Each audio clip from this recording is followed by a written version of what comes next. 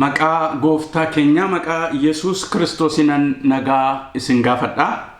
Nagaan Waaqayyoo hunduma keessaniif haa ta'u. Arras sagalee Waaqayyoo walii wajjiniin dhageenya jireenya keenya kan ijaaru wanta baay'ee keessa jireenya keenya baasuu kan danda'u dubbii Waaqayyoo waan ta'eef jechuu kooti. Isa walii wajjiniin dhageenya sagalee kana akkasin dhaggeeffattanii erga ofii keessanii ilaaltanii booddee namoota warra kaaniifis akkasin hirtan akkasin sheer gootan jaalala Waaqayyoon isin gaafadha. Sagaleen Waaqayyoo ganama kana har'a walii wajjiniin ilaallu seera uumamaa boqonnaa 27 lakkoofsa 38 kaasee hamma 40 isa jiru maqaa gooftaa keenya maqaa Yesuus Kiristoosiin dubbisa akka kana jedha. Esaawun immoo kanarratti abbaa isaatiin yaa abbaa koo ati eebba tokkichi duwwaa qabdaa anas immoo eebbisi malee yaa abbaa koo jedhee Esaawunis sagalee isaa ol fudhatee hin boo'e. Yommus Isaaq abbaan isaa kunoo lafti jireenya keetii iddoo coomaa lafarraa fagaatee ol gubbaadhaas immoo fixeensa waaqarraa irratti kan fagaate in ta'a. Ati billaa keetiin hin jiraatta. Obboleessa keetiifis immoo in hojjetta garuu yoo diddee jalaa sosochootetti waanjoo isaa boquu kee irraa hin buufta jedheen jedha. Mata dureen ani irratti dubbadhu diddee yoo jalaa sosochoote waanjoo isaa boquu kee irraa buufta. Mata duree jedhu irratti hin dubbadha. Galanni Waaqayyoodhaaf haa ta'u. Kutaa kana yeroo laaltaniittan yeroo itti Yisaaq dulloomee gara du'a isaatiitti dhiyaate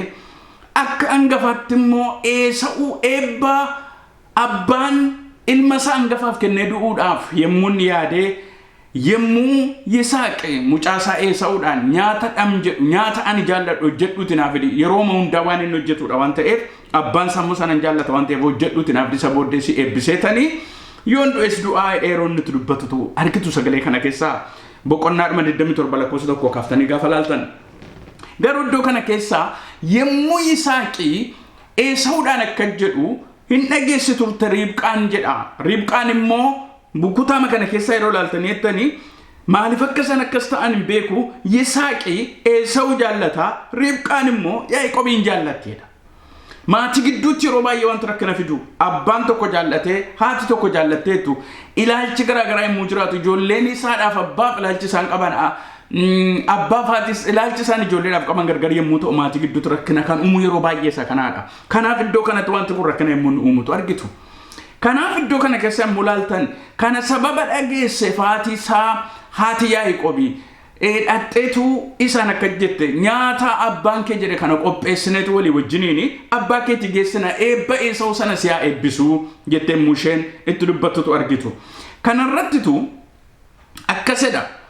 Yaaqoob immoo attamitti nan abbaa koo goomsuu danda'a sagalee Esaa'uudha abbaan koo beekaa dhaqni Esaa'uudha immoo rifeensaadha dhaqni kan koo mucucaataadha attamitti nan kana gochuu danda'a jennaan malaniitu rifeensa gogareetti hidhatu wisaniitu dhaqni isaa akka inni rifeensa of akkaate dhaqee abbaa isaatti akka inni qabu gooti sababa isaa abbaan isaa qaqqabee ilaaluu danda'a waan ta'eef. Kanarraa kan ka'e kana godhaniitu nyaata mi'aa sana qopheessanii Yaaqoob yemmuu abbaa isaatti geesseeru abbaan isaa eebba isaa hangafummaadhaan Esaa'uudhaaf ta'a ture yemmuu inni Yaaqoobiin eebbisutu argitu sagalee kana keessaa. Seenaa kana yoo ilaaltan amma akkuma abbaan isaa ittiin jedhamu inni immoo adamsee dhaqee nyaata mi'aa'aa dhufee qopheessee abbaa isaatti kennuudha. Jooraan isaa yemmuu inni dhufeeru mana haati Esaa'uutii fi obboleessi Esaa'uudhaa rakkina guddaa Esaa'uu irratti uumanii isa eegan. Eebbi kun jalaa fudhatameera. Kanaaf Esaa'uun yemmuu abbaa isaatiin dhaqee kunoo nyaatati jettee qopheessee sii fideera ana eebbisi kaa gaafa inni ittiin jedhu abbaan isaa badaan argu dulloomeera waan ta'eef ati eenyuudha jedheen inni sirra dhufe eenyuudha jedhee ani Esaa'uudha jedhe. Egaa obboleessi kee ana goomseetu eebba kee sirraa fudhateera jedheen. Kanarratti Yaaqoob boo'uusaa argitu kutaa kana keessaa yemmuu laaltanii jettan. Sababi isaa immoo hangafa ta'eeyyuu dhalateeyyuu eebbii ijoollee Israa'el kan hangafummaadha kan mucaasa kamiyyuu ta'u kan inni jabaachuu danda'uuf eebbii abbaan isaanii eebbisu jecha isaatiin jabaata. Akkuma hin dagatina jecha isaatiin jabaata. Kun fakkeenyi jecha Waaqayyo sagalee isaatiin nuun jedhu karaa adda addaatiin nutti dubbatu.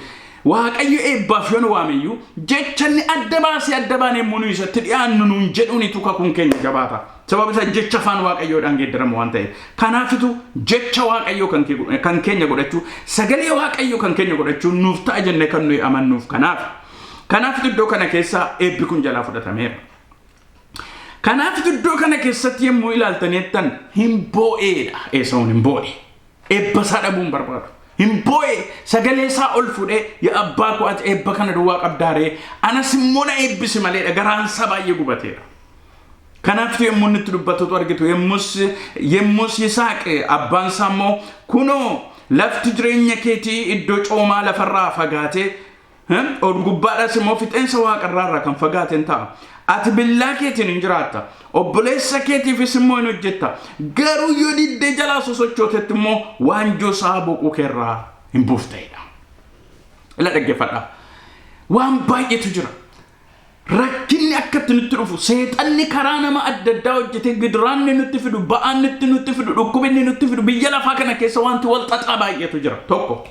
namnumti mataan isaayyuu immoo wanta wal xaxaa hojjetee sababa nu jibbu sababa nu hinaaf wanti namarratti hojjetu jira. Garuu yoo ilaaltaneettan lola kanan isin barsiisuu barbaada. Kakuu moofaa keessatti akkatti lolantu jira. Kakuu haaraa keessatti akkatti lolantu jira. Seexana akkatti lolantu jira. Nama immoo akkatti ofirraa lolantu jira. Kun nama rakkatu warra rukutee bara kana namni baay'ee waan rakkatu natti fakkaata. Kiristiyaanummaa isaa keessatti bara kana keessa yeroo laallu. Namaan wal qabuudhaan wal aansuun dhuma isa seexana loluun nurra jiru jechuu kooti. Kanaafi yoo ilaaltaneettan maaltu Esaawutti kana fide jettan yoo ilaaltaneettan Esaawun eebba kanaan haa uumamu malee eebba kanaan haa dhalatu malee akeeka eebbifamuu hangafummaa kanaan haa dhalatu iyyuu malee Esaawun garuu waan allitti nama guru dagataa lafuma arge bulu dagataa waan allitti guru gara haadha isaaf gara abbaa isaati immoo gubuudha. Dhaggeeffadhaa kakuudhaaf nu waamamuu duwwaan wanti tokko nuun jedhamu duwwaan eebba keenyaaf ulfina nuyi ulfaannuuf wabii miti. Wabii kan ta'u isanni nuun jedhamu jiraachuu abbaan keenya isa ta'u waaqni keenya isanni nuun jedhe jiraachuun eebba keenyaaf wabiidha malee dubbatamee duwwaadhaan min macaafa qulqulluu irratti caafamee duwwaan min isa caafame jiraachuudhaanitu eebba keenya fudhanna isiniin jechuudhaaf hin jedhe. Garuu Esaawun hangafummaa kanaan dhaqatu dhalatu iyyuu malee nama abbaa haadha isaa garaa gubuudhaadha. Seerri uumamaa 26 lakkoofsa 34 kaasanii 35 xidhatanii ilaaltaneettan ijoollee heetotaa keessaa durba lama fuudhee manatti gasheetu wajjin jiraata. Kanarraa kan ka'e isaan immoo garaa haadha Esaawutiif garaa haadha abbaa Esaawutiif garaa haadha Esaawudha gubaa jiraatu. Kanaaf haati isaa akka jette kana marrummaan koo gubee yoon ba'u yoon galu gaddaan jiraadha garaan koo gubataa tamtiin jiraadha jetti turte. Ribqaan kun haadha isaayyuu kuni ciraadhuma iyyuu akka isheen Esaawu jibbitu ishee godheera ta'uu danda'a. Hin gubatti yeroo hundumaa waan alletti gora namni kun dagataa eenyummaa isaan beene dagataa waamicha isaan beene dagataa eebba isaan beene dagataa ulfina abbaasaa ulfina waaqa isaatiin beelleedha Esaawun. Kanarraa kan ka'e wanti xinnoodhaan gufata dhaggeeffadhaa yeroo baay'ee seexana qofa miti kan nu dogoggorsu. Mala nurratti mala muduwwaamin wanti nuyi laphee keenya laanneef seexanaaf karaa kenna. Kanaaf sagalee waaqayyo yeroo dubbatu seexanaaf karaan kenninaa jedha dagatinaa kana.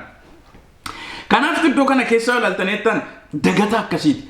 Kun immoo saba Israa'el gidduutti fafa.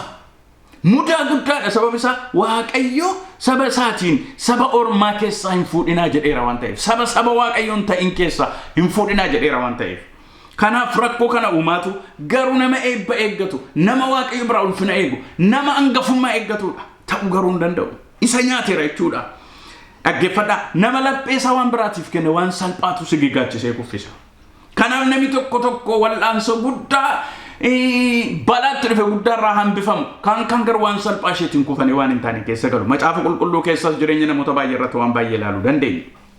Kana duwwaa miti. Esaawun ammas nama garasa qabachuu hin dandeenyedha. Nama waan xinnoodhaan sigigaatu akka namoota bara kana kaayyoo guddaaf kaanii waan xinnoo isheeti waan xinnoo lixanii of gurguranii seenaa isaanii lafarraa balleessan.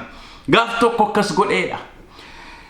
Adamoo oolee gaafa dhufu ururriin isa dha'ee beela'aa du'aansaa gaafa dhufu ala akkasidhe dhufee obboleessi isaa immoo ittoo diimaa qopheessaa jira misiraarraa dhufeetu ittoo keerraa xinnoo shanaa kenneedha. Obboleessa isaatiin garaan laafuuf hangafummaa irratti garaan laafamu dibata irratti garaan laafamu argitanii wanta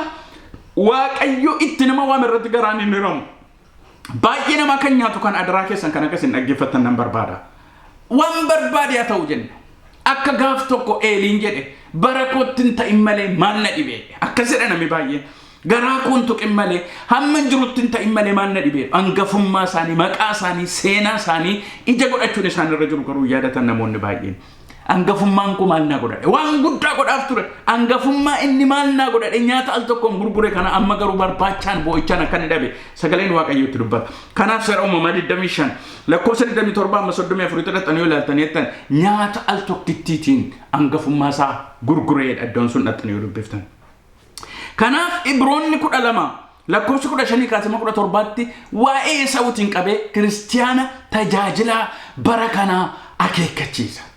birri xinnoodhaan ulfina xinnoodhaan wanta yeroo gabaabduutiin hangafummaa keessan hin gurgurinaa jedhe kanaaf akkas jedha Ibroonni 12 lakkoofsa 15 kaasanii yoonat wanta akka haddaadhaa isin keessatti biqilee rakkina akka nuunneet baay'een isa kanaan akka hin xoroonneet of eeggadha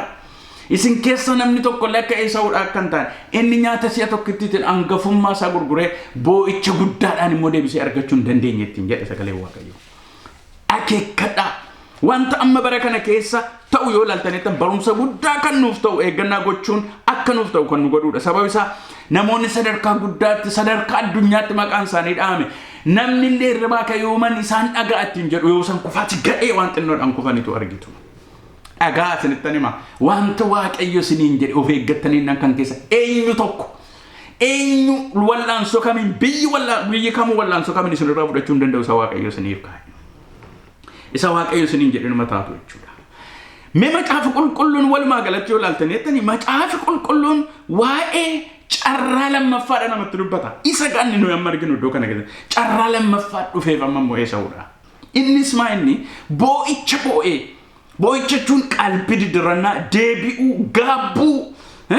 akkamittan dhabaa na barbaachisa jedhanii fuula waaqayyo duratti boo'uudha kanaaf yemmuu akkas godhee carraa lammaffaa dhufe eeyyee eebba kee na goomsee obboleessi kee narraa fudhateera garuu edheen yoo eebbi kee xiqqoo ta'e waanjoo obboleessa keetii garuu hin baattu ofirraa gatta'e ila dhagaa isinittan hima dhugaa carraa kana nuuf qaba waaqayyo akka nuyi ofirraa gannu akka nuyi hin baanne akka nuyi jalaa ba'uu dandeenyuuf waaqayyo karaa keenya qoramsa keessaa karaa ba'umsaa dhukkuba keessaa karaa ba'umsaa darbannaa diinni nu darbatu keessaa karaa ba'umsaa nuuf qaba waaqayyo kanaaf carraa lammaffaa kennaaf iddoo kana keessa yoo ilaaltaniittan macaafa qulqulluu yommuu dubbatu Israa'el lammaffaa'edha warra kakuu haaraatiin darbe immoo dhaxxanii yoo ilaaltaniitta Israa'elumaan iyyuu manni qulqullummaa isaan Yerusaalemitti ijaaran eega diigame inni ulfina qabeessi Daawiti qarshii guddaa warqee baay'ee walitti qabee obboleessi mucaasaa Solomooniif kennee deeme inni ittiin ijaarame ogummaa Solomoon akka sanaatiin ijaarame eega diigame booddee akkasittiin jedha raajii keessa dhaxxanii dubbiftan ulfinni mana qulqullummaa isa duraa maal akka ta'e isin keessa namni arge jira ulfina qabeessa ta'e kan inni ture beektuudha garuu waaqayyoon akkasittiin jedha manni qulqullummaa kun eega diigame booddee ulfinni mana isa booddanaa ulfinni mana isa lammaffaa ulfina isa duriirra caalaadha kun maqaa warqeef maqaa mitiitiif miti maqaa dhufaatii waaqayyoo araara waaqayyoo isa lammaffaati addumaan kakuu haaraa keessatti dhufaatii waaqayyoo karaa Yesuus Kiristoos gara dhala namaa dhufe eebba waaqayyoo ulfina waaqayyootti nu waame isa lammaffaa sana jechuudha kanaafituu macaafa qulqulluu yeroo nutti dubbatu wanta karaa cubbuu isa duraa dagannaa addaan isa duraa dagannaa kan keenyayyuu isa duraatiin amne nurkaa fudhatame hundumaa karaa Yesuus Kiristoos deebifne akka nuyi fudhannu macaafa qulqulluun nutti dubbata amma gaddoo kanatti specifically yoo ilaaltaniittani seera uumamaa 27 irratti carraa lammaffaa Esaawudhaaf kenname argitu amma isa dura nagaadhaan waaqayyoon dhaga'uudhaan jiraatee argachuun irra ture amma wal'aansuudhaan dhiiga lolaasuudhaan dhiiga dhangalaasuudhaan argata kanaaf lakkoofsa 40 irraa jabaattee yoo ittiin qabde yoo didde yoo ittiin mormite waanjoo isaa ofirraa gattattiin hin danda'ama kun maqaan waaqayyoo eebbifamu boo'icha guddaan eebba xiqqoo argateera garuu wanti isa boossisu tokko jira abdiin jiru jabeessee yoo sosocho'e waanjoo sana dagannaa isaatiin gowwoomsa obboleessa isaatiin irra kaa'ame ilaa baay'een keessan dhaggeeffadha isa seexanni karaa isin hin beekne isin irra kaa'e waaqayyo eebbatu jedhu abaarsi waaqayyo hiikamatu jedhu hidhaan waaqayyo ulfinatu jedhu salphinni waaqayyo hangafatu jedhu quxisuu ta'uun waaqayyo ati duratuun isin jedhu booddee ta'uu isa seexanni karaa kamiin hidhaan kamu isin irra kaa'e ofirraa gattu waaqayyo karaa qaba kanaaf maqaan waaqayyo eebbifamu. Kanafitu jabeessite yottiin qabdettiin jedha isinu jabeessitan yottiin qabdan gara gadiitti nan dubbadha akkatti wal aansutti hin qabnu akkatti moonu akka tarka keenya keessa galfachuun nuuf ta'u nan dubbadha gara gadiitti. Jabaatanii ittiin qabuun kun maal fayyire wantoota sadiin dubbadha jabaatanii ittiin qabuu innan isiniin jedhu maal argachuudhaafi inni tokkoffaan eenyummaa ofii isa dhugaaf eebba yaadamaniif isa guddaatti deebi'uun hin danda'ama saba waaqayyoo karaan saba namaa eebbichi gadhiifamaadha karaa Kiristoos Yesuus ilmi waaqayyoo hojii seexana jigsuudhaaf mul'ateedha macaafa qulqulluun eeyyee Qorontos keessa mudhatanii yoo ilaaltan arfiin kee meerree ya du'aa humni kees meerree ya si'ool duuni baddu ba'e mo'icha argameeradha maal jechuudha seexanni cabeeradha sababa isa ilmi waaqayyoo hojii seexana isa abaaru isa hidhu isa dhukkubsachiisu isa gannama qabu isa nama dararu diiguudhaaf mul'ate macaafa qulqulluun sababa jedhuuf sanatti deebi'uudhaaf yaaluu jechuudha. Argitanii amma fakkeenya tokkoon isinii fudhaa hojii ergamoota boqonnaa 4 lakkoofsa 27 irra dhaqanii yoo ilaaltanii jettan ergamoonni Phexros faa Yohaannis faa obboloonni nuti isaanii akka dhaga'an iyyuu namicha naafa tokkotu fayyeennan dubbiin itti ka'e kanaan lammaffaan dubbatinaa jedhan isaan garuudha macaafa qulqulluu yeroo dubbatu hojii ergamoota boqonnaa 4 lakkoofsa 27 kaasee hin dubbatinaa maqaa kanaan ittiin jennaan obboloota isaanii bira dhaqanii yaa waaqayyo isa waaqaaf lafa uumte hojjetaa keerratti maa uriyu garboota keerratti maa dubbatu ati kana caalaa akka nuyi dubbannuuf dinqiin akka ta'uuf dhukkubsataan akka fayyuuf ati harka kee diriirsi gaafa isaan jedhan waaqarraa humni waaqayyo akka inni mul'ate iddoon isaan jiran akka inni socho'u dubbata maal jechuudha nuyi namicha naafa sana duwwaa diriirsuu miti qoodii keenya kanarra kan caalu nuun ta'u turrarradhaan gara boqonnaa 5 dhaqxanii yoo ilaaltan milikkitiif dinqii baay'een harka ergamootaatti ta'adha macaafa qulqulluun. Hintat maalichuu kooti isammatti jirtan isamma lallabdan isamma faarfattan isamma qabdan isamma na eebbisera waaqayyo jettan caalaa isiniif qaba waaqayyo jechuu kooti eenyummaa ofii isa dhugaaf eebba yaadamaniif isa guddaa sanatti deebi'uudhaaf waaqayyo duratti carraaqu jechuudha inni tokko lammaffaan immoo haala garaagaraatiin namoorratti kufan jalaa ba'uudhaaf yaalii gochuu jechuudha dagannaa cubbuu dhibaa'ummaa isaan kana mormuun amma garuu rafu amma garuu nan hojjedha amma garuu nan ka'a amma garuu nan dammaqanii waaqayyoon dhaga'u jechuudha waaqayyoon absanii na gargaaru isaan nan isiniin jedhe sila dubbadheera sagalee waaqayyoo keessa yeroo ilaaltanettan Ibroota keessaallee ka'eedha Yesuus Kiristoos isa amantii keenya jalqabee fiixaan baasu sanatti ija keenya buqqifannoodha inni maal godhe gammachuu fuula isaa dura jiru abdii fuula isaa dura jiru ilaaleetu gidaraasatti dhufe obsaan danda'eedha kanaafidha nuunis akkasuma jedhe wanta ba'aa nutti ta'e ofirraa fuune cubbuu sanutti qabates ofirraa ganne dorgommee sana fuuldura jiru obsaan hin fiinneedha kanagaa kan barbaachisu maal jechuudha haalota nu marsan nu xaxan bara darbe gannu qabanii afaan nu qabanii gannu teessisan hanqasanii hir'inaan nu jiraachisan hundumaa maal goona jechuudha ofirraa ganne jechuudha maqaan waaqayyoo eebbifamu kanaafitu ofirraa ganne dorgommee sana fuuldura jiru dorgommee eebbaa dorgommee dibataa dorgommee mo'ichaa dorgommee ulfina waaqayyoo arguudha sana dorgommee eebba waaqayyo nuun jedhe keessa guutummaatti jiraachuu sana obsaan hin fiinneedha inni sadaffaan immoo waan sadarkaa nuuf kenname gaditti nuuf kennamuu yaalu diduudha waa'ee mucaa tokko inni isinitti dubbadhe yeroo baay'ee dubbadheera natti fakkaata garuu akkas godha mucaan tokko University da accounting dan ebbifame ba'eetu namichi sooressi tokko kottaa sinan qaxaraa hidhee dorgommeedhaaf waama yeroo isaan waamu immoo namichi kun maal godha interview dhadhee waama garuu lafa ciciisaa hidhee dudda isaanirra deema hundinuu hojiitti mana argadha hidhee dudda isaarra deemsisa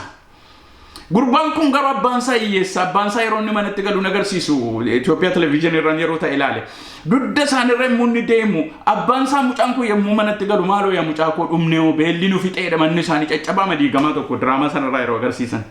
mucaan garuu yoo namichi irra jechuudha bira ga'u saddelee ka'an attamitti nan kana ta'a attamitti namni narra deema ani nama akkasiiti min jedhe hin ka'a jala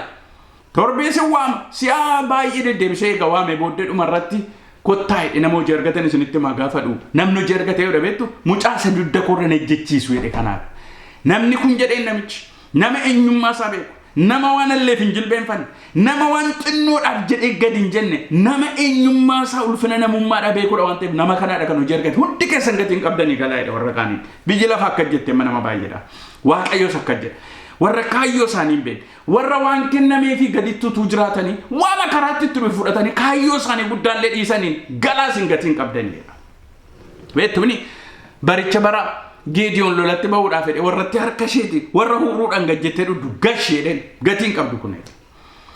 Kanaafan maal isin hin jedhu waan eebba isiniif kenname isin nilaa dhaggeeffadhaa isinitti hima nama waan guddaa waamame nama biyya lafaa kanaaf qorichummaa barbaadamu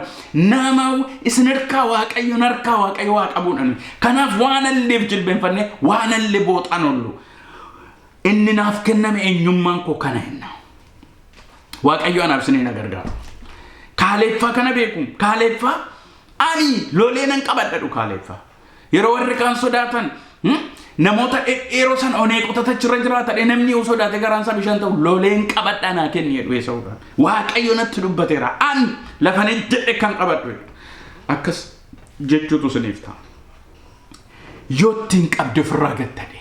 yoo ittiin qabdan ofirraa gattu yoo jabaattanii deemtan waaqayyo dhugaa kana jedheera waaqayyo dhugaa kana dubbateera hafuurri waaqayyo kana natti agarsiiseera dhugaan waaqayyo fide kana seexanan sodaadhu dhukkuban sodaadhu ijjuman sodaadhu waan bara keessa natti dhufuun sodaadhu an kan kana caaluufan barbaadama yoo jettan waaqayyo sanaaf isin taasisa kanaafi yoo laaltan kutaa keenya keessa Esaawun abboomaa ta'uutu irra ture garuu nabi Esaawun obboleessa isaatu isaaf hojjechuutu irra ture garuu amma obboleessa isaatiif hojjetaa ta'e midhaaniif wayiniin kan caalu kan isaa ture amma garuu hin dhabe garuu ammas isinitti nama dhaggeeffadhaa eebba kana yoo hojjete yoo dammaqe yoo dagattummaa isaa ormaajjin akka hin taane jiraachuu sana isaa ijoollee heetotaa fuudhe sana yoo immoo garaa isaatti of gurguruu dhiise yoo amallee kana duukaa hiriiruu dhiise ofirraa gata bara isaatti illee eebba baay'ee argate kan inni du'e obboleessi isaa akka inni deebi'ee isa sodaateen argitu sagalee waaqayyoo keessa yeroo laaltan waaqayyoon absiniif gargaaru kanaafi har'a macaafa qulqullummaa jedha yoo jettan waan tokkoon isinitti dubbadha seera uumamaa keessa lakkoofsa boqonnaa tokko lakkoofsa 26 kaasee yoo laaltanettan eebbaaf akka waamamne eebbaaf akka uumamne eebbaaf akka jiraannu ol ta'uudhaaf akka waamamne sagaleen waaqayyoodhaan nutti dubbata dubbifachuu dandeessu kottaa nama nuumna waaqayyo yeroo jedhee waaqayyo ofitti nu aanse aboonuuf kenne kan inni uume macaafa qulqulluun dubbata. Inni lammaffaan immoo seexanaan gowwoomfamuun waan baay'ee akka nu hidhamne dubbata macaafa qulqulluun beekamaadha seera uumamaa boqonnaa 3 yoo ilaaltan Eden gannata Eden isa keessa kaa'ame isa argamuun waaqayyo keessa jiru isa labbeessa tottolchuudhaaf keessa kaa'ame sana keessa gowwoomsa seexanaatiin akka gadi baafame billaan karaa hundumaa naanna'uuf kiruubeel achirra akka inni kaa'ame namni karaa kamiin lixuu kan hin dandeenye eebba sana ulfina sanatti akka hin deebine dubbata garuu gara hojii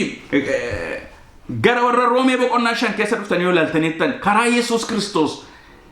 wanta karaa addaam dhabne hundumaa karaa Yesuus Kiristoos eebba ulfina jireenya ayyaana irraa akka deebifne argannu nutti dubbata dubbifadhaasin isaan ayyaana waaqayyoof kennaa tolaa hamma isaan irraa afutti fudhatanii dhuedha kanaaf Yesuus Kiristoos immoo yommuu dubbatu akkasidha ani hoolonni jireenya irraa hafaa qabaataniif an dhufedha ilaa dhaggeeffadhaa jireenya irraa hafaa qabaataniif ayyaana irraa hafaa qabaataniif eebba irraa hafaa qabaataniif an dhufedhe malee gooftaa Yesuus waamalleef jilbeenfachaa suuqa keessa taa'a dhukkuba kana waaqayyotti fidenne baannee boo akka nu jiraannu nu waamne macaafa qulqulluun akkasiin jira garuu arfaffaa irratti waaqayyo nu akeekkachiisa eenyullee akka Hewaan akka Esawu akka hin taane nu akeekkachiisa sagaleen waaqayyo isa lammaffaa Qorontos boqonnaa 11 lakkoofsa 3 irraa eenyullee akka Hewaaniin seexanni goomse tarii isin goomsinaa laata jedheenan sodaadha haxxummaa isaa sana nami baay'ee nama akkas kiristiyaanummaa sana nama biraatti kennate kadhata sana nama biraatti kennate jireenya qulqullummaa nama biraatti kennate jireenyi qulqullummaadhaa dhimma isaan qabu nan kadhatuma daqiiqaa 5 jirraajiin tokko ati fayyiteetta maal akka ittiin jedhu barbaadan akkas miti akka itti eebbifamu akka Esawu akka hin taane boo'icha baay'eedhaan nabedha Ibrooti boqonnaa 12 wanta akka hiddaadhaa guddataa jirti laa dhaggeeffadha wanti sun xinnoodha kun wanti sun momaan jedhu ettan sun guddataa jira ija godhataa jira hundee gadi fageeffataa jira inni immoo bor isin liqimsa sinirra galagala sinirratti jiga kanaafitu eeggadhaa wanta akka hiddaadhaa isin keessatti biqilee rakkina akkanum baay'een isa kanaan akkan xuroofnetti of eeggadhaa amma ofirraa gataa amma anaaf isin ofirraa gatuun nuuf ta'a gara yaada waaqayyotti siquun nuuf ta'a ila warri umuriin koo sokkeera baran mana waaqayyoof hojjedheera warri tan isheen hafte barri keessan kan eebba isheen hafte barri keessan kan ulfina isheen hafte barri keessan ishee namni keessatti ittiin fayyu waan isin dubbattan biqilee ija godhatu jecha afaan keessanii ba'u dhalootaaf eebba ta'u akka ta'utti ila dhaggeeffadhaa sanittan hima amma deebi'a jalaa sosocho'aa an kanan baadhuedha namoonni baay'ee waan guddaa dogoggora gadhee keessa jiraachaa maan jedhu ilaaltaneettan wanti waaqayyo Esaawudhaan jedhu maal yoo jettaneettani isa Yaaqoob gadameessaa kaasee gochaa ture sana akka inni godhu barbaada waaqayyo dogoggora isaa hammina isaa jal'ina isaa miti garuu yoo ilaaltaneettan Esaawun dagataadha jedha macaafa qulqulluun Yaaqoob garuu eebba sana gadameessuma keessa taa'ee arge baay'ee na dhiba yeroon taa'ee ilaala gadameessuma keessa taa'e kanaaf dhaxxanii yoo dubbiftan seera uumamaa boqonnaa 25 lakkoofsa 21 kaasama 23 dhaxxanii yoo ilaaltaneettan Yaaqoobiif Esaawun gadameessa haadha isaanii keessatti wal qabu turan kan Ribqaa keessatti haati isaanii maal kun jette mucaa dhaba jala argatteedha rakkinaan argatte ijoollee kan garuu garaa ishee keessa gaafa wal qaban saba lamatu wal lola garaa kee keessaa isheen immoo naate ndee akkas ta'ata nan dhiphadha nan muddama taanaan maaliit edaay Yaaqoobtu garaa keessa jeequmsa ana dura dhalata malee jechuudha gadameessa keessa ana malee Esaawun miti Esaawun immoo in kennameef malee inni ittiin qabuun beekudha dhaggeeffadha namni baay'een akkas ciifnee fudhachuu barbaanna rafnee fudhachuu dibatichi eebbichi ulfinichi dinqiin sun ciifnee utuu nuyi rabnu utuu nuyi waan barbaanne hojjennu waa dhufu jechuu barbaada akkas miti Yaaqoob garuu beeka karaa isheetuun gallee malee beeka kanaafi akkasidha iddoo sana keessa dhaxxanii ilaaltan gaafa dhalatan illee koomee Esaawuu qabatee gadi ba'eedha macaafa qulqulluun dhaqaa dubbisaa seera uumamaa 25 lakkoofsa 21 amma 23 koomee qabatee gadi ba'eedha lakkoofsa 26 akkasidha koomee qabatee gadi ba'e dura ta'uun narra ture jechuudha ammayyuu garaan isaan cimne mucummaatti jechuudha gadameessa keessatti jechuudha Esaawun dhaxxanii yoo ilaaltaneettan Esaawun seera uumamaa 25 amma 27 kaasee dhaxxanii yoo ilaaltan nyaata tokkitti utuu iji isaa laalu akka hangafa ta'e aadaa saba isaatiitu beeku aadaa saba waaqayyoo sanaatu beekuuti eegan du'ee booddee hangafummaan koo maal naa godha nama jedhudha Esaawun garuu iji isaa maalirra ture beektu hangafummaarra ture eebbachi keessa akka jiru beeka waan ta'eef kanaafi dubbiin adeemsi yaaliin nuti goonu hundinuu fuula waaqayyoo duratti madaalamu waaqayyoon tuffachaa jecha waaqayyoo tuffachaa waamicha waaqayyoo tuffachaa isa waaqayyo nuun jedhu tuffachaa eebba waaqayyootiif ta'uu hin dandeenye waaqayyo wajjin wal bira darbaa ulfina waaqayyo nuun jedhu ulfaachuu hin dandeenye yaaliin nuyi goonu dubbannaan nuyi dubbannu fuula waaqayyoo duratti dhoksaatti kadhate nuyi kudhan waaqayyo wajjin walitti dhufeenya nuyi qabnu yeroo hundumaa madaalama fuula waaqayyoo duratti kanan dagatinaa isiniin jechuudhaaf fedheen waaqayyo anaaf isiniin gargaaru mee kakuu haaraa keessas maal nuun jedha macaafa qulqulluun kakuu haaraatti dhuftanii yoo ilaaltaneettan isa lammaffaa Phexros boqonnaa 1 lakkoofsa 10 dhaxxanii yoo ilaaltaneettan isa lammaffaa Phexros 1:10 waamamuu fu'amuu keessan jabeeffachuudhaaf isa durii caalaa dhimmaa'edha argitanii waan inni waamamummaa keenyayyuu deemsi waaqayyo wajjin qabnu deemsi waaqayyo wajjin qabnu garuu eebba isaa qaba dibata isaa qaba ulfina isaa qaba ayyaana isaa qaba birmadummaa qaba seexana moo qaba waamichi nu qabnu garuu maayidha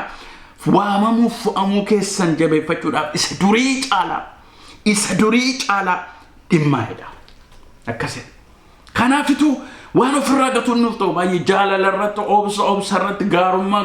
irratti immoo obboloota jaallachuu irratti immoo jaalala maccaa qabaachuu kana yoon goonu ta'e immoo nama ofirraa buteen ilaalle kan nuyi taane dubbata sagaleen waaqayyo yeroo dubbatu Phaawulosis akkasidha isa lammaffaa Xiimotewos boqonnaa 4:7 kaasee wal'aansoo gaarii isa kan amantii sana jabeessee qabeera dorgommii koos raawwadheera amantii koos eegeera argitanii kakuu haaraa keessatti waaqayyotti maxxanu dubbii waaqayyotti maxxanu kadhatatti maxxanu hafuura waaqayyotti maxxanu barbaachisa waaqayyoon absinee na gargaaru kanaafitu akka jedha kan waaqayyo mi'a lolaa guutummaatti dhadhaa'edha Efesoon boqonnaa 6 kan waaqayyo mi'a lolaa guutummaatti hidhadhaa'e amantii akka gaachanaan sagalee waaqayyo akka billaa hafuuraatti kophee amantii dhugaadhaan mudhii keenya jabeeffachuu gaachana amantiidhaa qabanne isa qoma keenyatti sammuu keenyatti darbatamu yaada keenyatti darbatamu hundumaa ofirraa qolachaa ooluudhaaf akkasidha sagalee waaqayyoo kakwaaraatti hafuuraan ittiin qabna yaada waaqayyootiin ittiin qabna maal jechuu kooti kana yeroo jedhu isa biyyaa lolanii maqabatu Israa'el loltee qabatte biyyuun dinuu nami baay'ee nama bakka aktivistii mata yaachumarraa waceetu Oromoo waan bilisoomsutti barbaada fakkaata lakki akkuma inni kan lole bilisoome akkuma inni kan lole namarra taa'u lolanii jalaa ba'u kana waaqayyoon jibbu kanaaf dhaggeeffadhaa sunitan yeroo baay'ee kanan dogoggorra waan namnumti fuudhee sababa nuyi maal jenneemnu kan inni kaan hin kadhata eeyyenan beeka hundatu lola dhaqame inni kaan immoo inuma lola kana biyya eeggachuun mirga ofiitiif loluun cubbuudhattanii warri lallabdan waaqayyo sin gaafata ittiin qabanii markaan ba'u ofirraa gatuun hin danda'ama attamiin isa kadhataan gatu isa lolaan moo lolaan ofirraa gatu dhageessanii kanaafi maalan isiniin jechuutti jira gidduuttan gara sanatti si'achi adeeme garuu dhaggeeffadhaa kakuumoofaatti qaamaan lolama biyyaa farrayyuu qaamumaan lolama meeshaadhumaan lolama ofirraa qolatama isa didee cabsee dhufe waaqayyoos nama gargaaree namarraa lola waan ta'eef kanaaf egaa kan keessan dhukkuba baattu kan keessan waanjoo namaa baattu kan keessan waanjoo seexanaa baattu kan keenya waan baay'eedhaan marfamnee attamiin godha wanta gochuun nuuf ta'uun isinitti himaa tuqaalee sadan arfan tokko nan dubbadhe gara dhaabuutti geessa anaaf isiniin waaqayyoo gargaaru tokkoffaan diina abdii keenya yeroo hundumaa loluudhaaf itti mormuudha simbaadhu jechuudha narran teessuttiin jechuudha akka faarfannaa obboleessa keenya Girmaa Kuusaa ani kanaaf waamamne annama guddaadha jechuudha ala dhaggeeffadhaa sanittan hima ofii keessan xinnootti himina arraba keessaniin jireenyi keessan akka nyaatan godhana seexanni dhaga'ee isaanis lola ani baadhu an kanaaf waamamne annama guddaadha waan guddaaf waamamne abdii keenyarraa lolla waaqayyo anaaf isiniin gargaaru akkasidha ergaan Phexros egaa isiniin dubbisa ergaa Phexros irraa boqonnaa 5 lakkoofsa 7 dhaqxanii yoo ilaaltaniittan seexanaan mormaa innis isin dhiisee baqata harka waaqayyoo immoo jala of galchaa yeroo isaatti akka hin isin qabuttedha sababi isaa immoo akkasidha seexanni diinni keessan akka leenca beela'ee isin naanna'ee aada jedha dubbiin waaqayyoo hin ciisu isin dhukkubsachiisu malee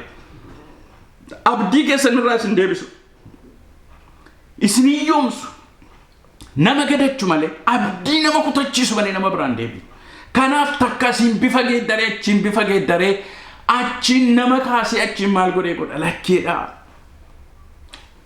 ila dhaggeeffadhaa wantoota baay'ee dudda duuba seexana taa'ee kan nama lolu waaqayyo anaaf isiniin gargaaru kanaafitu seexanaan mormaa'edha akkas godheedha Phaawulos si'a tokko Qorontos isa lammaffaa boqonnaa 12 keessa dhaqxanii yoo ilaaltaniittan Phaawulos dhukkubsataatu ittiin fayya du'aatu ittiin ka'a hidhaa baay'eetu ittiin hiikama uffati carqiin ittiin dafqa isaa haxaate huccuun ittiin dafqa isaa haxaate illee dhukkubsatootatti yeroo geessan hin fayyu turan garuu inni gaafa of ilaalu waraansa keessa isaa jira akkasidha seexana biraa kan na waraan naaf kenname dhukkuba kan ammoo hidhe akka nanarraa fuudhuuf si'a sadii jedhe kadhata Phaawulos si'a sadii jedhu isheen daqiiqaa 5 jilbeenfannee kaane soomaaf sagadannee sa'aatii 2 duwwaa kadhannee baqaarra soomeen oolennee isa UTVdhaan himannu kana miti daannoo galee ta'uu danda'a yeroo dheeraa fudhate maan kana baadheedhee waaqayyoon gaafata wacuu duwwaa moomini maqaa Yesuusin jedhanii iyyuu duwwaa maa inni kun hiikisa ana biraa carqiin naqee huccuu dhaqee nama fayyisa anatti achi deebee fayyisuu didee maayni jedhee waaqayyoon gaafata ofirraa dhowwa baachuun naaf hin ta'u ani kameeraan fayyera jechuudha waa isiniin jechuu fedheen waaqayyoon akkasittiin jedhe ayyaanni koo duwwaan si ga'a humni koo dadhabbiitti raawwatama ittiin jedhe waaqayyo fayyisuu dhiise kadhata isaa si'a sadii adda baasee kadhata jechuudha kadhata isaa sanaaf sana walitti makeetu hin ta'in adda baasee narraa fuudhi maan baadhaa maataa ina waraanaedha warra kaanii beektonni macaafa qulqulluu ija isaa dhukkubadhu kan immoo qaama isaa keessa iddoo tokko dhukkubaa jedhu sababa isaa ija keessan illee tuu keessa baaftanii naalattanii jaallatu turtanii jedha tarii rakkina ijaa qabaa jedhanii hiiku beektonni macaafa qulqulluu iddoo tokkotti garuu laa dhaggeeffadhaa hin baadhu jedhe Phaawulos yoo waaqayyo natu sii kenne natu sirra kaa'ee adda baasee naa kenne malee waa baachuun hin barbaadu namni waan baay'ee obsuu sirra baachuu sirra akkas dhee obsuun hin barbaachisu waaqayyoon barbaadate garuu waaqayyo keessa sinin kaa'in waaqayyo sinirran kaa'in baattanii jaalala waaqayyootiin jedhina waaqayyo yoo akeeka isaa ulfina isaaf hin ta'a malee dukkanaaf gidiraa keessa naman kaa'u kanaaf isinis kadhadhaa jedhee waldaa keessas namoota kaase dubbii isaas nuuf kenne abdii isaa nuuf kenne waaqayyo ittiin ofirraa caccabsuudhaaf waanjoo dhukkubaa waanjoo seexanaa ofirraa caccabsuudhaaf jechuudha. Kanaaf akkeedha isa duraatti Timootewos boqonnaa ja'a lakkoofsa 12 immoo wal'aansoo amantii isa gaarii sana jabeessii qabi jireenya bara bara harka kee keessa galfadhu jedha macaafa qulqulluu hin qabna wal'aansoo wanti nuyi tole jennuuf hin jiru dhukkubi rakkinni gidiraan dukkanni nuyi tole jenne jilbeenfannuuf hin jiru jechuudha. Dhaggeeffadhaa al tokko yuma waaqessinu yoo barbaade fudhatu waaqayyo faarfannaa kana yoo itti tole fudhatu hin jedhina sirriitti itti qophaa kadhadhaati. Sagalee waaqayyo lallabdan iyyuu kaleessuma gootanii farran godhina kadhadhaati waaqayyoon barbaadaa'edha. Waaqayyo immoo sin gammaddanii dhiyeessitan jaallata. Abrahaam akkas godheedha. Seera uumamaa boqonnaa 15 lakkoofsa 9 kaaftanii dhaxxanii dubbiftanii jettan Abrahaam aarsaa dhiyeesse. Iddoo lama lamatti kukkutee iddoo lama lamatti warra kaan kukkuteetu gugeefaa garuu iddoo lamatti hin kunnedha. Galgala aarsaa dhiyeesse Abrahaam jaarsaa. Garuu yemmuun aarsaa waaqayyoo dhiyeessu waaqayyo irratti fudhatama akka argatan waaqayyo akka sadaqe waaqayyo sanjin akka jiru mirkaneessuudhaaf aarsaa kana moo abiddi waaqayyo biraa dhufee fudhachuutu sarra ture. Garuu foon sababa taateef isheen immoo sababa jaallattuuf allaatti irra qaama dhuftee irra marsiti. Abrahaam yoo dadhabe iyyuu ka'eerraa ofeedha. Ka'eerraa ofeedha. Ila dhaggeeffadhaa wanta baay'eetu isinirra qubachuu isin keessa boqochuu waan baay'eetu isin waaqayyoof dhiyeessitan ofiif godhachuu barbaada. Yoo barbaade fudhatu hin jedhina ka'aarraa ofa kadhataan irraa ofa dubbii waaqayyoon irraa ofa fedha waaqayyoo gochuudhaan irraa ofa yoo kun ta'e mootu. Kanaafan jedhe Efesoon boqonnaa 6 lakkoofsa 10 kaasaatti dubbifadhaa amantii fudhadhaati dubbii waaqayyoo fudhadhaati kadhataan dammaqaati kophee wangeelaa kaa'adhaati wangeela nagaa hidhadhaati. Amantii akka gaachanaatti godhadhaati ba'a seexana gidduu jirtu biyya lafaa isinii mormu waaqayyoo maa jiraata isa waaqayyo jedhe maa taata lafa waaqayyo siin jedhe maa geessa jedhe wal'aansoo isiniin qabu keessa jirtu kanaaf akkatti dagannee rabnu hin qabnu ittiin qaba ani nan qabadheedha dhageessanii diina abdii keessanii kaaleeffaa akka jedhan akkuma isiniin jedhe nu hin lolla hin qabanna waaqayyo nu wajjin jira onee qota warra dhedheeroo nami sodaatu ariinee qabanna jedhu. Dhaxxanii yoo dubbiftanii jettan lafa ciranii qabatantu jira. Kanaafitu dhaggeeffadhaa isinitti himaa saba waaqayyoo. Fuula waaqayyoo duratti jabaadhaa. Abdii keessaniin yeroo hundumaa waaqayyo sin kaase immoo isiniin jedhu gadan si deebisaa sin kan jedhu immoo jira. Hin dabarta immoo ta'e atiin ceetu kan sin jedhu jira. Hojjetta immoo waaqayyo isiniin jedhu lakkii gad deebita kan isiniin jedhu jira. Kana gidduu jiraanna. Waaqayyo isin gargaara jabeessitee yoo ittiin qabde waanjoo isaa ofirraa gatta jedhe Isaaq Esaawudhaan ofirraa gattu. La dhaggeeffadhaa isa lammaffaan isinitti dubbadha. Inni lammaffaan immoo isa amma waaqayyo nuun jedhe taanutti wal'aansoo ittiin qabuutu nurra jira.